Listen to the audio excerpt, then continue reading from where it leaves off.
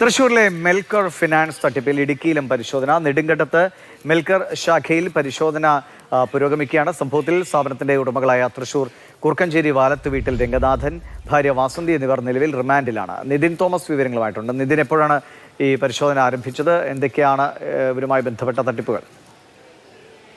നെടുങ്കണ്ടം പോലീസിന്റെ നേതൃത്വത്തിലാണ് ദിവേഷ് രാവിലെ മുതൽ റെയ്ഡ് പുരോഗമിക്കുന്നത്. നിരവധി രേഖകൾ നിലവിൽ പിടിച്ചെടുത്തിട്ടുണ്ട്. ഈ തൃശ്ശൂരിൽ മെൽക്കർ ഫിനാൻസ് തട്ടിപ്പ്, അതായത് ഈ സംഭവത്തിൽ സ്ഥാപനത്തിന്റെ ഉടമകളായ രംഗനാഥനെയും ഭാര്യയും കഴിഞ്ഞ ദിവസം അറസ്റ്റിലായിരുന്നു. പിന്നീട് ഇവർ റിമാൻഡിലായിരുന്നു. ഇവരിപ്പോൾ നിലവിൽ റിമാൻഡിലാണ്. ഇത്തരത്തിൽ ഈ വാഹനം, പലിശ, ഫിനാൻസ് തട്ടിപ്പ്, അത്തരത്തിലുള്ള പല തട്ടിപ്പുകളിലൂടെയാണ് കോടിക്കണക്കിന് രൂപയുടെ അട്ടിമറി നടന്നിരിക്കുന്നു എന്നുള്ളതാണ് പറയുന്നത്. ഇതിന്റെ ഭാഗമായിട്ടാണ് ഇടുക്കിയിലും നിലവിൽ പരിശോധന നടക്കുന്നത്. നെടുങ്കണ്ടത്തുള്ള മെൽക്കർ ശാഖയിലാണ് നിലവിൽ പരിശോധന പുരോഗമിക്കുന്നത്. നിരവധി രേഖകൾ പിടിച്ചെടുത്തിട്ടുണ്ട് എന്നാണ് നമുക്ക് മനസ്സിലാക്കാൻ സാധിക്കുന്നത്. ശരി.